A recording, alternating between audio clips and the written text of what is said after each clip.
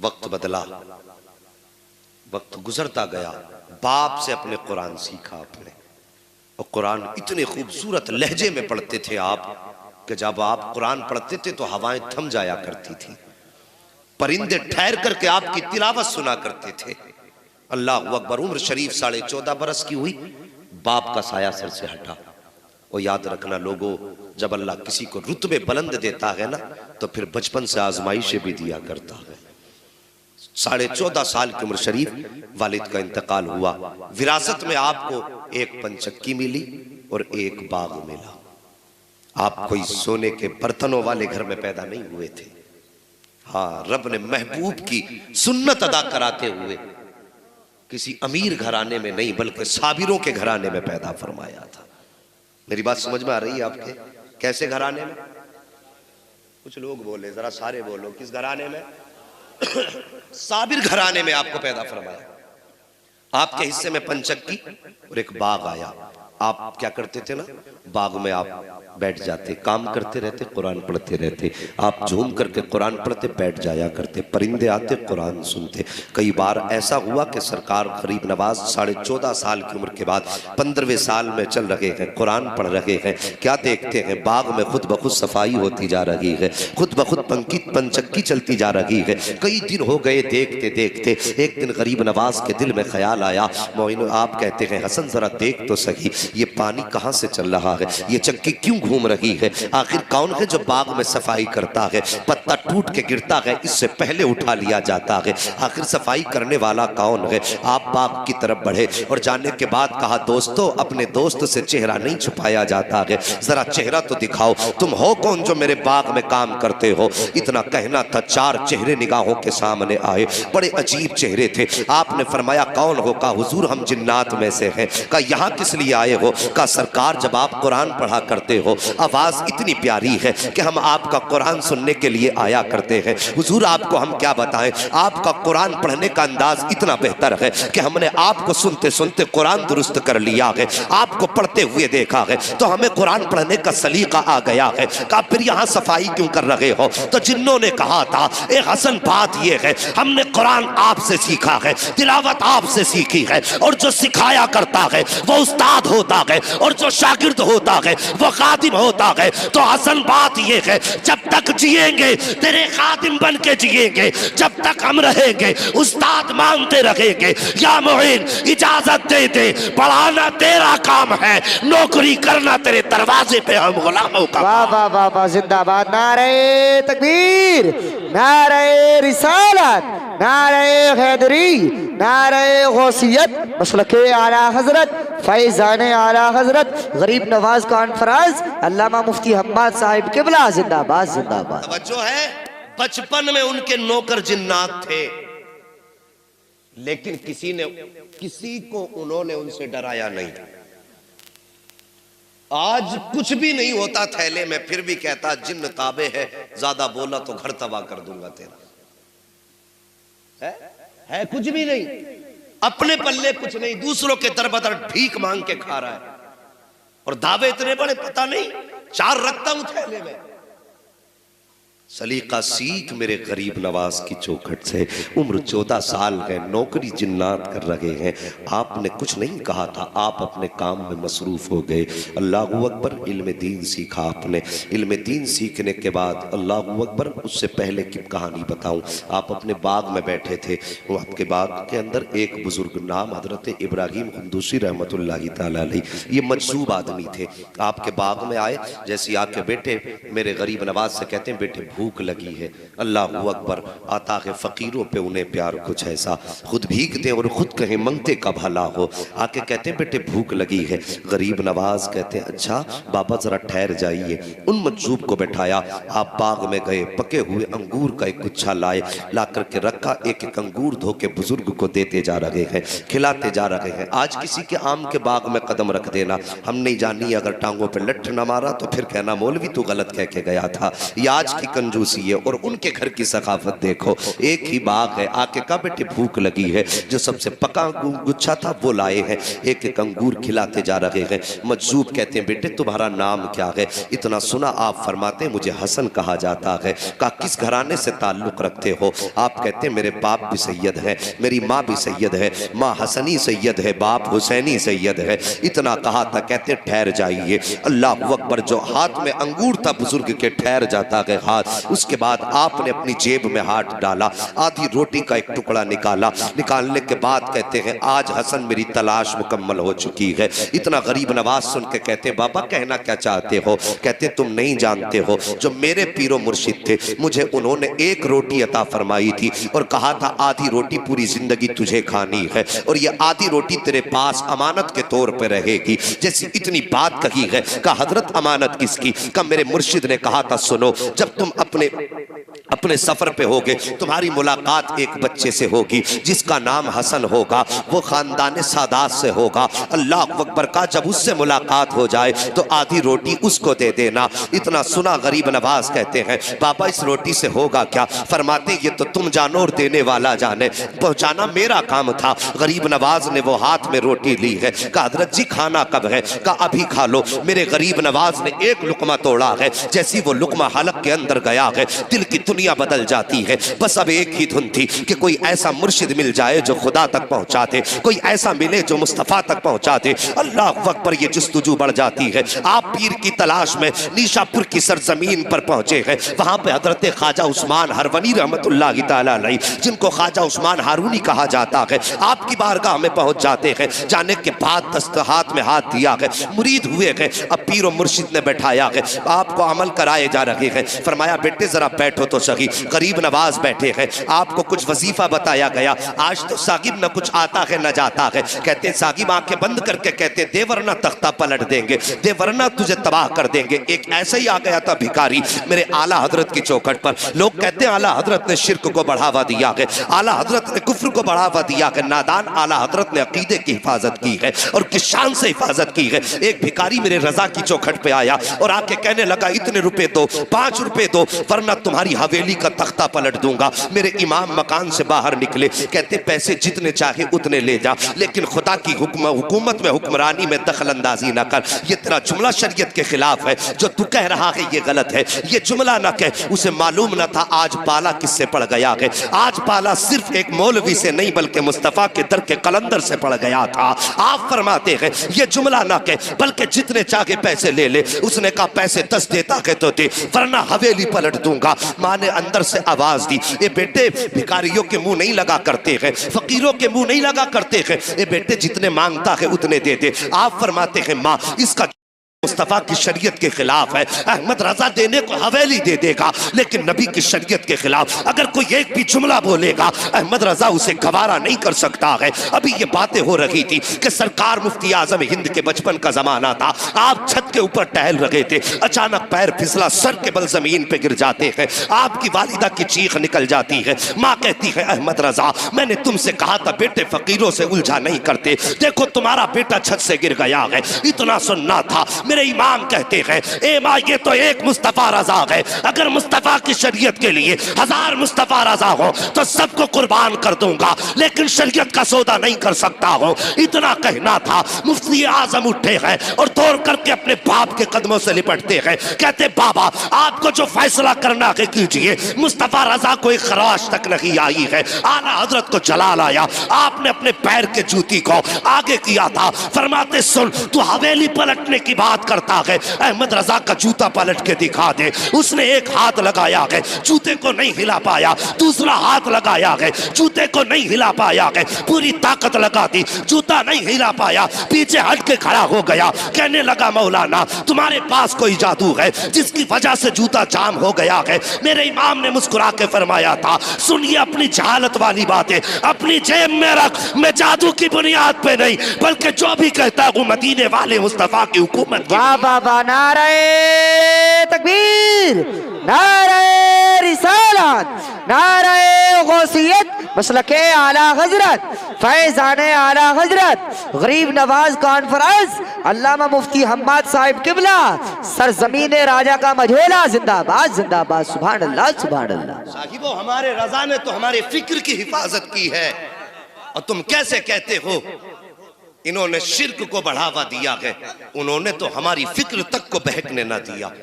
उन्होंने तो हमें सिखाया है कि खुदा परस्ती क्या है, अल्लाह की इबादत क्या और उसकी बंदगी क्या है। साहिब तो आज आ जाते हैं हमारे मोहल्लों में आके कहते हैं साहब मुझ पे इतने हैं, मुझ पे इतने मैं यूं कर दूंगा। और मेरी भोली भाली मुस्तफ़ा की उम्मत, मैं तुमसे एक बात कहूं, कभी किसी के झांसे में ना आया करो। होता वही है जो रब चाहता है। मानेंगे इस बात को? होता वही है जो रब चाहता है, लेकिन उसे मनाने के अंदाज अलग होते हैं। मनाने के अंदाज अलग होते हैं। एक बुजुर्ग थे तो जिस बस्ती में वो रहा करते थे वो बस्ती नदी के किनारे थी। नदी के किनारे बस्ती, अचानक उस बस्ती की नदी में आया पानी बहुत तेज और थोड़ा थोड़ा पानी रिसने लगा।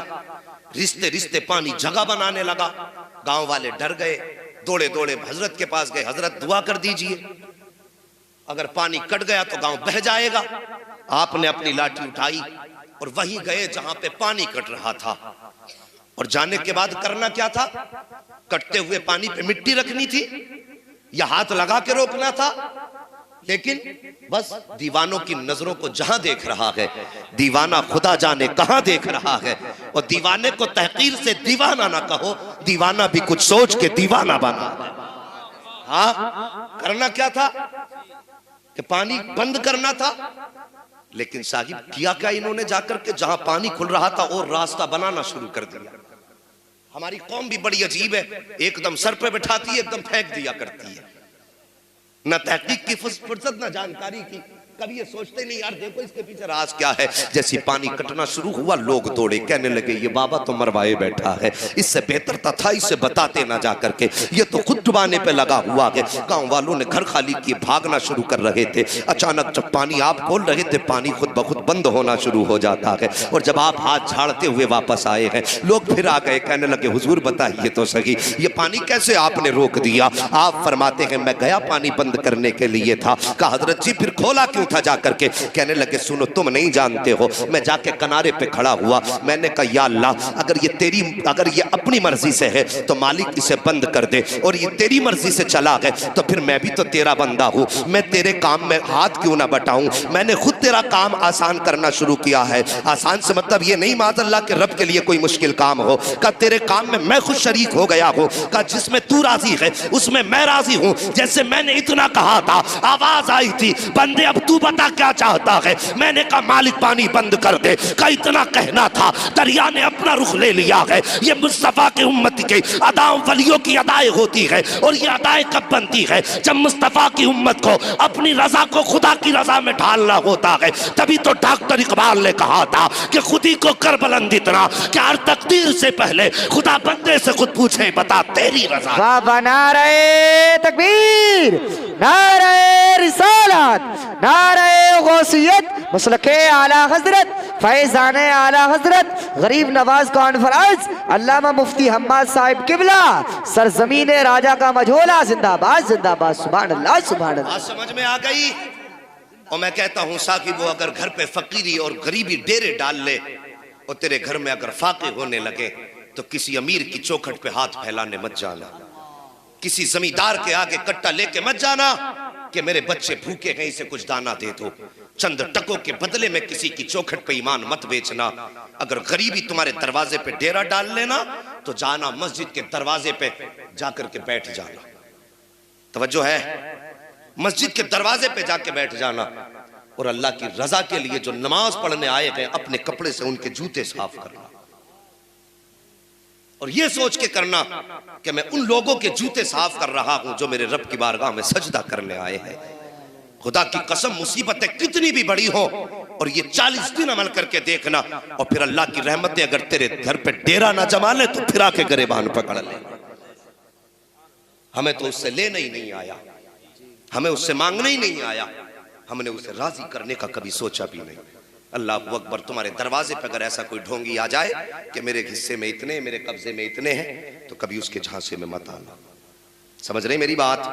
उसके झांसे में मत आना। कोई बीमारी होती है डायरेक्ट कहते हैं इसे तो करा दिया है पड़ोसी ने। इन मियाओं ने कौम को आपस में ऐसा लड़ा दिया, भाई को भाई का दुश्मन बना दिया। कहते बहुत बड़ा जादू तुझ पे है। वो बेचारा डर जाता, कितना बड़ा जादू है, कराया किसने, कुछ तो बताओगे?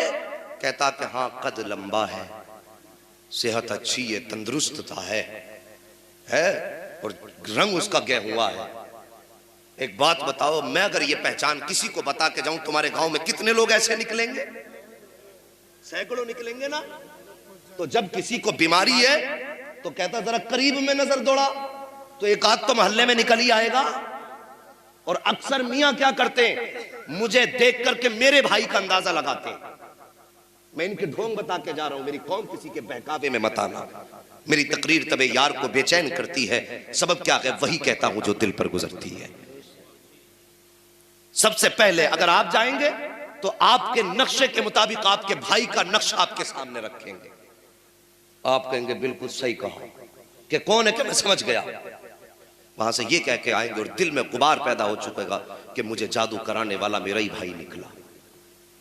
और यहीं से नफरतें पैदा शुरू हो जाती हैं, यहीं से हमारे दरमियान फिर अदावतें शुरू हो जाती हैं और फिर झगड़े इतने बढ़ जाते हैं कि भाई भाई को पानी पिलाने तैयार नहीं है, अपना अपने को माफ करने के लिए तैयार नहीं है, एक दूसरे के दस्तगरेबा रहते हैं, सोचते मैं इसे तबाह कर दूं, वो सोचता मैं इसे तबाह कर दूं। जब तुम्हारे जहन में ये बात आई कि इसने जादू कराया है तो फिर तुम उसके साथ गलत करोगे। जब तुम गलत करना शुरू कर देते हो तो फिर वो सोचता मेरा भाई मेरा दुश्मन हो गया है। पहले कोई दुश्मनी नहीं थी, अब दुश्मनी बढ़ती चली जाती है। साहिब ये ईमान नहीं है, ये मुस्तफ़ा का दिया हुआ दीन नहीं है। दीन तो ये था उनके दरवाजे का। अगर तुझे अल्लाह ने दौलत वाला बनाया है, भाई अगर तेरी करवट में रहता है, गरीब है, ठेला चला के बच्चों के गुजारे करता है, और तेरे दस्तरखान पे रोज गोश्त और मुर्ग मुसल्लम उड़ाए जाते हैं, और तेरा भाई कभी चटनी से खा रहा है, कभी दाल को तीन टाइम खा रहा है, तो हमारा इस्लाम तो ये है कि जिस दिन तेरे दस्तरखान पे अच्छा खाना बन जाए, थोड़ा सा प्याली में लेकर के गरीब भाई के दस्तरखान पे चला जा और उसके दस्तरखान पे जाकर के बैठ,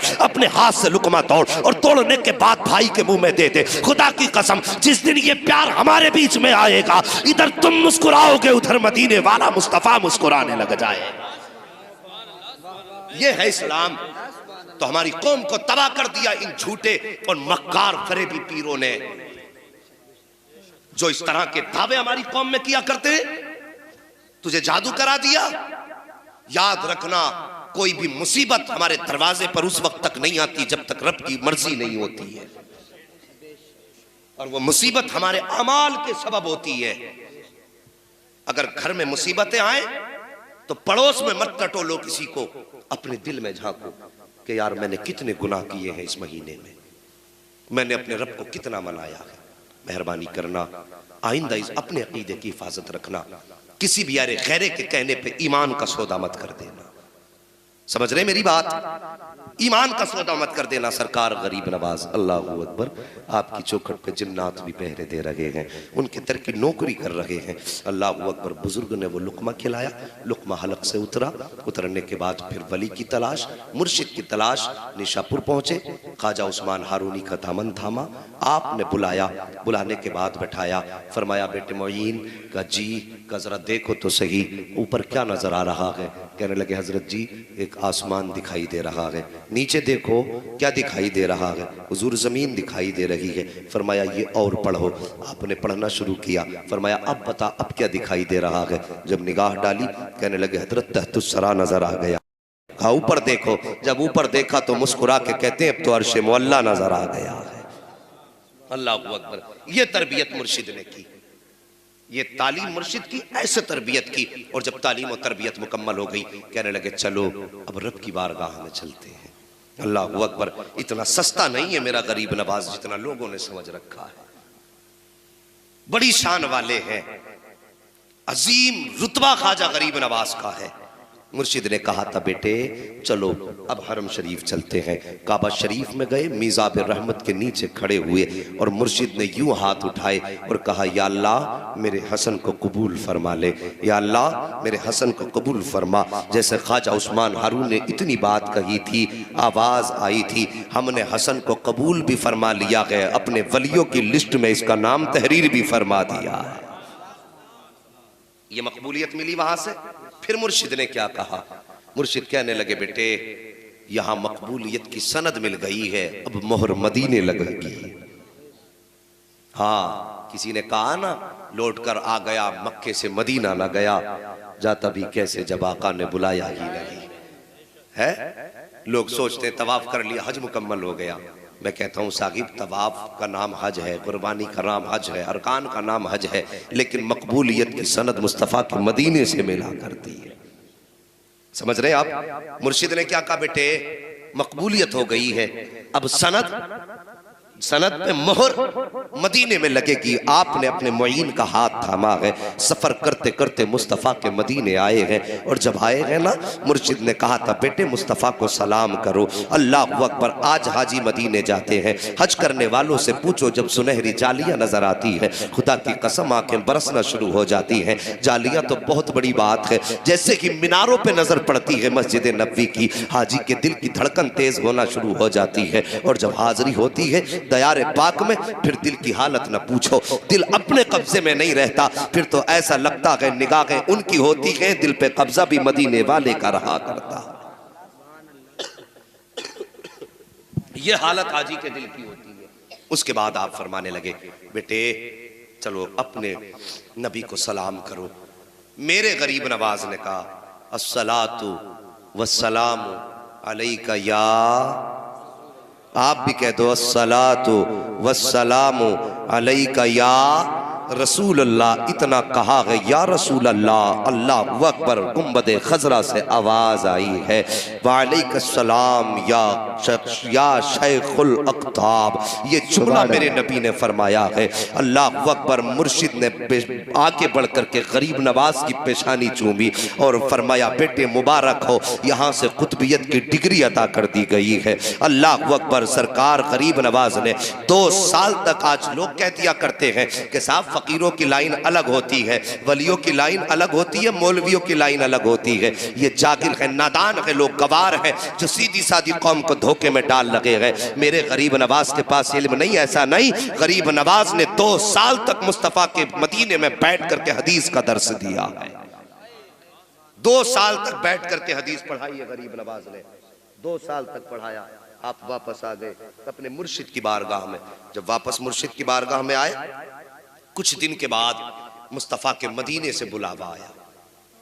तवज्जो करना, पहले मुर्शिद के साथ गए थे, अब आका ने फरमाया मुईन हमसे मिलने के लिए आओ।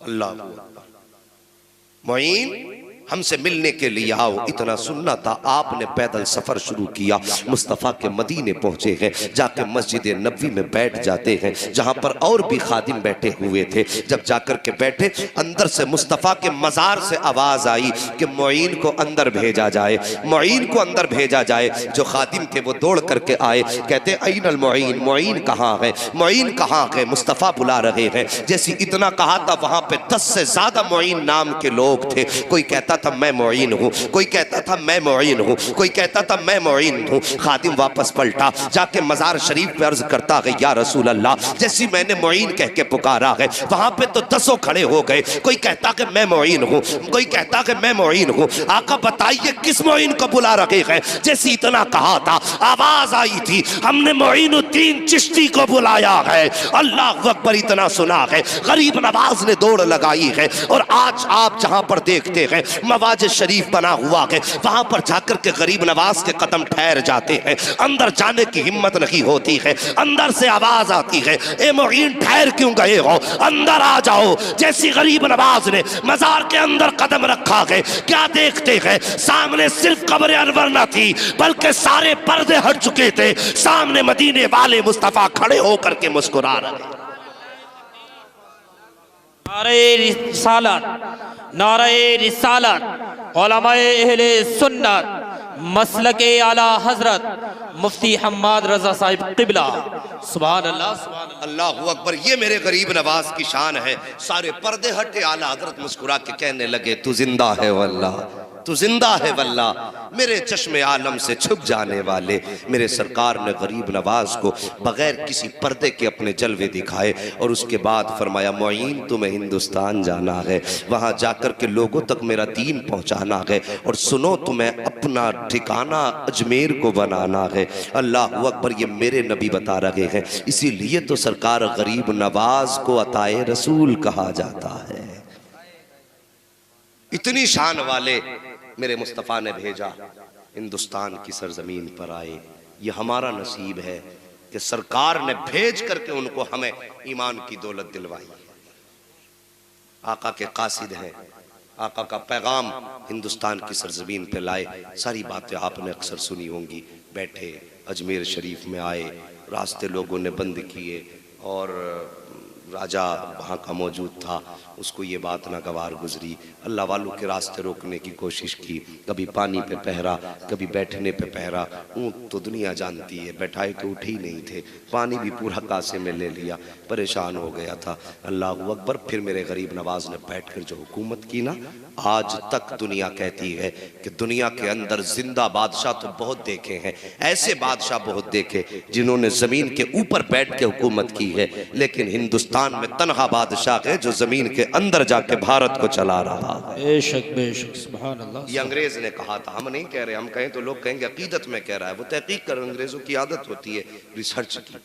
पूरा भारत घूम घाम के जाके कहने लगा सबसे ज्यादा ताज्जुब की बात यह है कि हर जगह जमीन के ऊपर बैठता है राजा, तब देश चलता है, लेकिन भारत में तो जमीन के नीचे लेट करके देश चलाया जा रहा है।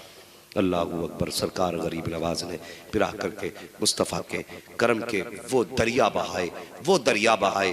अल्लाह अकबर। बैठे गुजर रहे थे, कुछ लोग आग की पूजा कर रहे थे। गरीब नवाज की निगाह करम पड़ गई, कहने लगे ये क्या कर रहे हो? कहने लगे कि हम इसकी पूजा कर रहे हैं। आपने फरमाया इससे क्या फ़ायदा? कहा हम इसकी पूजा इसलिए कर रहे हैं ताकि मरने के बाद ये हमें न जलाए, मरने के बाद ये हमें न जलाए। कहा कितने दिन हो गए? कोई कहने लगा 40 साल हो गए, कोई बोला 60 साल हो गए। कहा जरा इसमें हाथ रख के दिखाना। जब हाथ रखने की बारी आई तो किस में हिम्मत थी? किसी में हिम्मत नहीं थी। आपने अपने पैर की जूती निकाली और निकाल के बोले लो मोइनुद्दीन का बदन तो अलग बात है, अगर इसमें हिम्मत हो तो मेरे पैर की जूती जला के दिखा दे,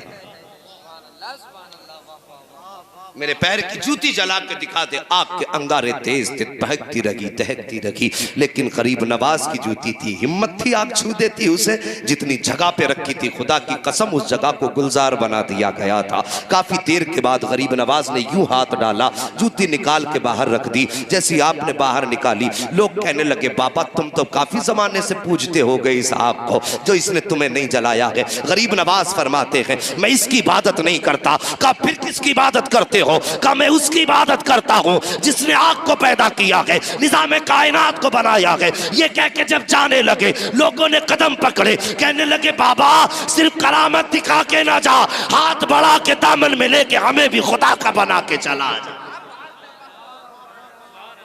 अल्लाह अकबर। ये शान गरीब नवाज की है। ये मेरे मुस्तफा के शहजादे हैं, इनके दर की सखावत की बात कौन करे? कहां से लाओगे इनकी मिसाल? ये तो मौला अली के बेटे हैं, सैयदा फातिमा ज़हरा के दिल का करार है ये, सैयदों के आंगन का महकता फूल है ये। इनकी नस्लों का मामला तो ये कि तेरी नस्ल पाक में है।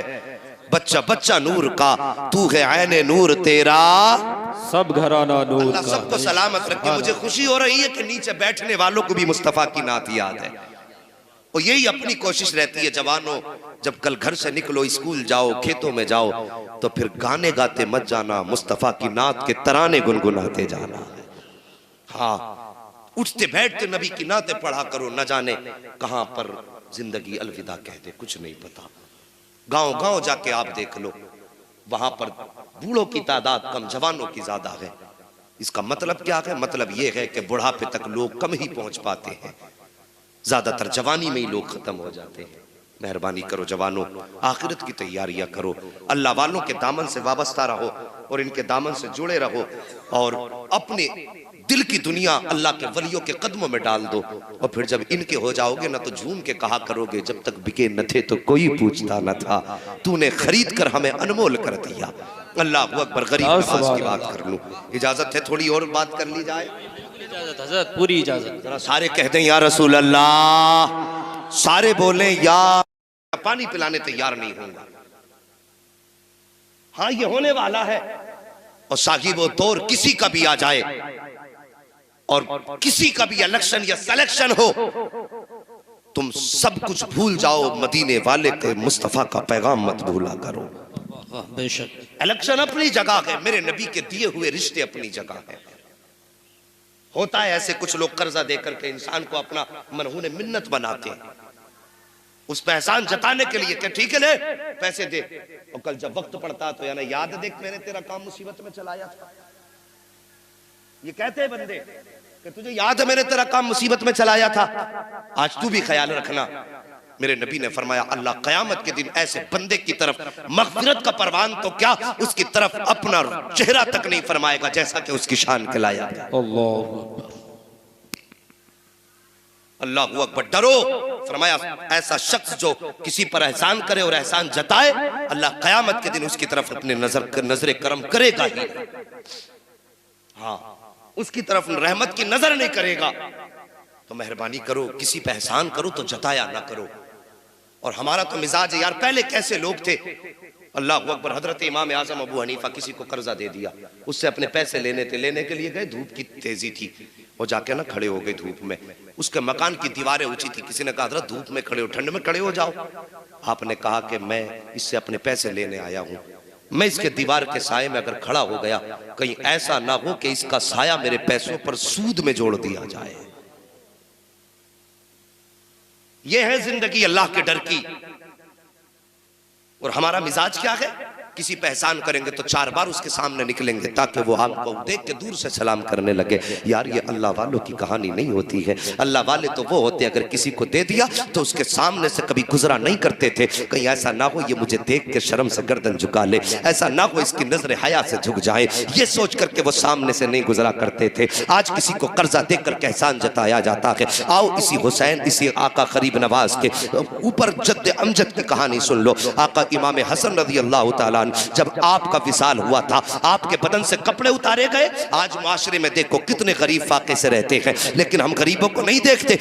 50,000 मस्जिद में देख करके 6 बार ऐलान कराते हैं, लेकिन जबकि गरीब की कहानी सिर्फ 100-200 पे अटकी होती है, उसका दर्द सुनने के लिए कोई तैयार नहीं है। उसे क्यों नहीं दिए जाते 200 रुपए? वजह सिर्फ ये है कि उसको देने का ऐलान नहीं किया जाता है, उसके देने के चर्चे नहीं होते हैं। मस्जिद में 50 रुपए देंगे, पूरा गांव सुन लेगा। किसी को जाकर के 10,000 रुपए इसलिए नहीं दे सकते कि वो अंधेरे की कहानी है, अंधेरे में रह जाएगी। यार गरीबों के काम आ जाया करो। आका हसन की तारीख उठा करके देखो, जब आपके बदन का कुर्ता उतारा गया तो मेरे हसन के बदन पर, आका हसन के बदन पर जो मौला अली के शहजादे हैं, फातिमा तो ज़हरा के लख्ते जिगर हैं, आपकी कमर पे काले काले निशान मौजूद थे। जब कुर्ता उतारा गया तो लोगों में चर्चे होने लगे, ये तो शहजादे हैं, यार इनके बदन पे ये धब्बे कैसे हैं, ये तो नहीं होने चाहिए थे, इनका बदन तो नूर का है। जैसे इतनी बात कही है, आपका गुलाम सामने खड़ा था, चीख निकली, दौड़ के आया, खबरदार मेरे आका के बारे में कोई जुमला मत कह देना, तुम नहीं जानते हो ये राज क्या है। मेरे आका ने मुझे मना किया था कि अपनी जिंदगी में इस राज से पर्दा ना हटाओ, लेकिन जब आज बात मेरे आका की इज्जत की आ गई है, तुम्हारे जुमले सुनने के बाद मुझे लगता है कि तुम मेरे इमाम की इज्जत पे कोई जुमला ना कह बैठो। इस डर से आज बताना चाहता हूँ, मेरे इमाम के बदन पर ये जो काले दाग पड़े हैं, ये किसी ऐब की बुनियाद पे नहीं है, किसी मर्ज की बुनियाद पे नहीं है, बल्कि सच तो ये है कि जब दुनिया सो जाती थी तब मेरा इमाम नाच की बोरी अपने कमर पे रख के खुद जाकर के यतीमों के दरवाजे तक पहुंचा के आया करता था। कब मैंने कहा था इमाम ये बोरी मुझे दे दिया करो, तो आपने फरमाया था कि परेशान ना हो, ये रस्म हमारे घराने की है, जब खिलाना हम जानते हैं, पहुंचाना भी हम ही जानते हैं। वाह सुभान अल्लाह, सुभान अल्लाह। नारे तकबीर, नारे रिसालत, उलमाए अहले सुन्नत, मसलके आला हजरत मुफ्ती हम्माद रजा साहिब क़िबला। बाद में पता चला, जब हकीकत खुली तो पता चला 100 घर बेवाओं के ऐसे थे जो मेरे हसन के दस्तरखान से चलते थे। बेवाओं की कहानी छोड़ो जवानों, मैं तुमसे एक बात पूछूं, क्या तुम खाने से पहले जिन माँ बाप को अलग तुमने कर दिया उनसे पूछते हो अब्बा खाया कि नहीं?